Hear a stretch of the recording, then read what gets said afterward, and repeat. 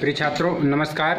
मैं इंजीनियर कुमार शुक्ला आज आपको कक्षा 9 की हिंदी में पढ़ाए जाने वाली संस्कृत परिचायिका में 7वां पाठा है कृष्ण गोपाल नंदना। भगवान श्री कृष्ण के विषय में है। इनके जन्म से लेकर और इनके युवावस्था होने तक की घटना है का क्रम है। कंस ने किस प्रकार इनको मार डालने के लिए अपने राक्षसों को नंद के गांव भेजा और इंद्र के द्वारा भी जिस तरह से वज्रपात हुआ, वर्षा हुई, तो सारे गांववासियों को इन्होंने किस प्रकार से संभाला, बचाया, इन्हीं सब बातों का वर्णन है। आइए हम पढ़ते हैं कृष्ण गोपाल नंदना। सप्तमः पाठः कृष्ण गोपाल नंदन। गोपाल कृष्ण नंदन, कृष्ण गोपाल नंदन। सुविदितमेव श्रीकृष्णः लोकोत्तरो महापुरुषः आसीत्। सुविदित देव यानी भली प्रकार से ज्ञात है। सुविदित मेव, सुविदितम धन एव, सुविदित मेव। तो सुविदित माने जानकार, भली प्रकार से ज्ञात है कि श्री कृष्ण एक अलौकिक महापुरुष थे। अयम महापुरुषः सहस्रेभ्यः वर्षेभ्यः प्राक उत्पन्न अद्यापि जनानां हृदयेषु विराजमानः अस्ति।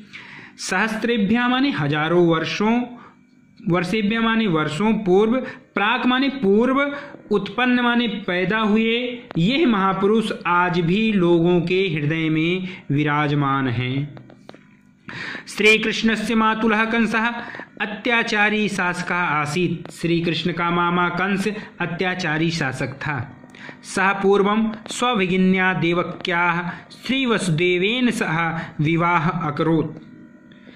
पहले उसने अपनी बहन देवकी का विवाह, सह पूर्वम पहले उसने अपनी बहन देवकी का विवाह वसुदेव के साथ कर दिया था।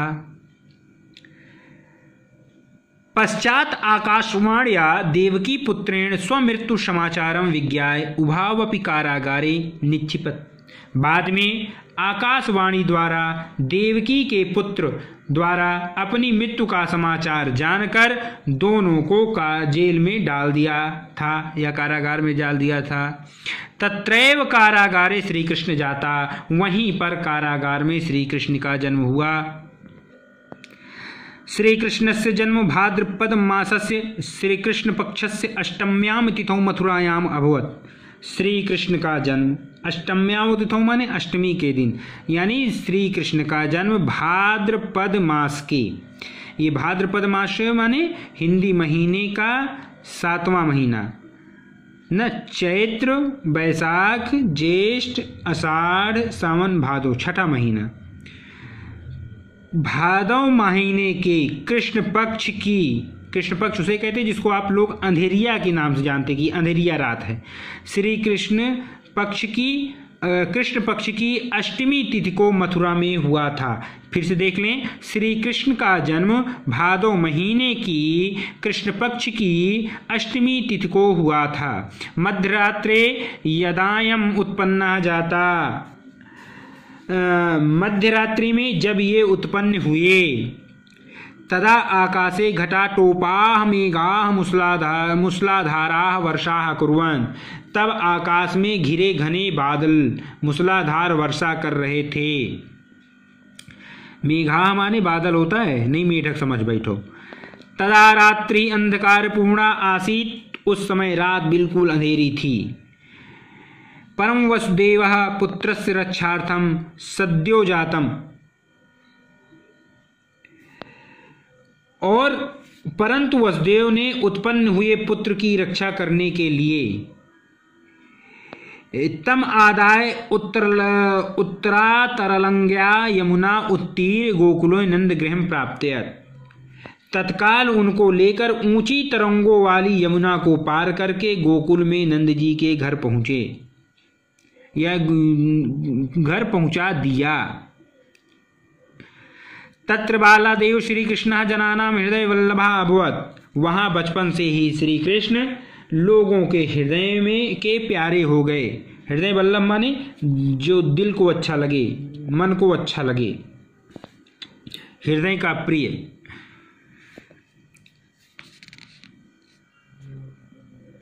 बाल्यकाले अयम स्वसौंदर्येण बाललीलया च सर्वेषां जनानां मनांसि अहरत। बचपन से ही इन्होंने अपने सौंदर्य और बाल लीला से सबके मन को हर लिया। कापि गोपिका तम अंके निधाय स्वगृहं नयति। कोई गोपी उन्हें अपने अंक माने गोद में, अपनी गोद में लेकर घर ले जाती। अपराम, अपरा माने द्वितीया, दूसरी। अपराम तम दुग्धम पायति, दूसरी उन्हें दूध पिलाती। अन्या च तस्मै नवनीतम ददाति, और अन्य गोपियां उन्हें मक्खन देती। श्री कृष्णा प्रेमणा दत्तम दुग्धम पिबती, श्री कृष्ण प्रेम पूर्वक दिया गया दूध पीते। और नवनीतम च खादति, और मक्खन खाते। अवसरम प्राप्य सह स्वमित्रैः गोपैः सह कस्मिंश् गृहे प्रविश्य दधि खादति और मित्रेभ्यः ददाति। अवसर पाकर, मौका जिसको कहते हैं, वे अपने मित्र ग्वाल बालों के साथ किसी घर में घुसकर दही खा जाते। मित्रेभ्यः ददाति, अपने मित्रों को भी देते। अवशिष्ट माने बचा हुआ। अवशिष्टम दही भूमो पातयति, बची हुई दही को भूमि पर गिरा देते। यदा कदा दधि भाणम च त्रोटयति, कभी कभी दही का बर्तन तोड़ डालते थे। भाण माने बर्तन, वही मटका। एतत् सर्वे कुर्वतो अपि तस्य शीलेन सौंदर्येण च प्रभाविता। यह सब करते हुए भी उनके शील और सौंदर्य से प्रभावित होकर ना कोवपि तस्मै क्रुध्यत, कोई उन पर क्रोध नहीं करता था, गुस्सा नहीं होता था। परम सर्वे तस्मिन् इष्यन्ति, वरन सब उनसे प्रेम करते थे।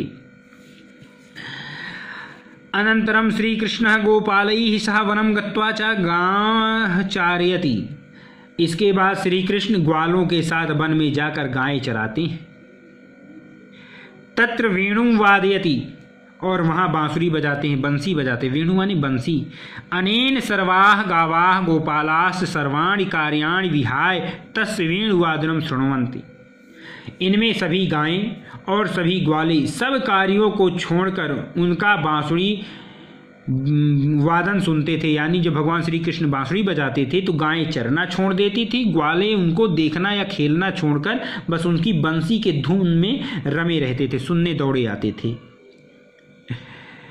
महाकवि व्यास संस्कृत भाषायां, भक्ति कवि सूरदासः हिंदी भाषायां तस्य बाललीलायाः अति सुंदरम वर्णनम अकरोत्। महाकवि व्यास ने संस्कृत भाषा में और महाकवि सूरदास ने हिंदी भाषा में उनकी बाल लीला का अत्यधिक सुंदर वर्णन किया है।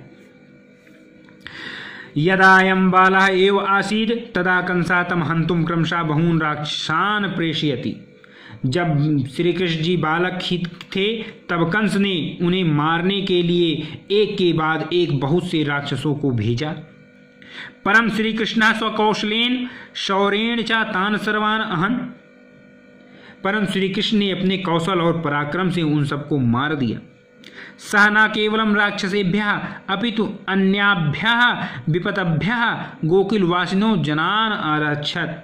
उन्होंने केवल राक्षसों से ही नहीं बल्कि दूसरी विपत्तियों से भी, दूसरे कष्टों से भी गोकुल में रहने वाले लोगों की रक्षा की।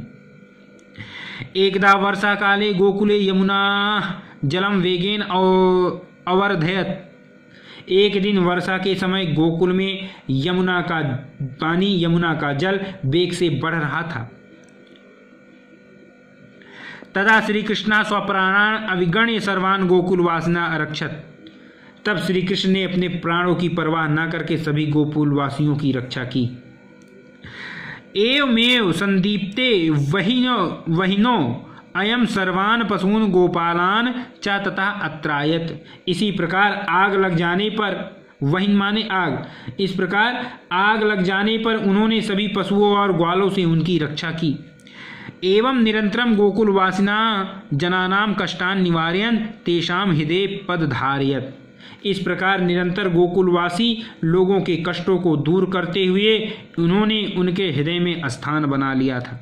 अतः श्री कृष्ण बालादेव स्वतमैः गुणैः परोपकार भावनया च लोकप्रिय अभवत। अतः श्री कृष्ण बचपन से ही अपने उत्तम गुणों और परोपकार की भावना से लोकप्रिय हो गए। प्रिय छात्रों, अब मैं नए वीडियो के साथ पुनः आपसे मिलता हूं। तब तक के लिए नमस्कार।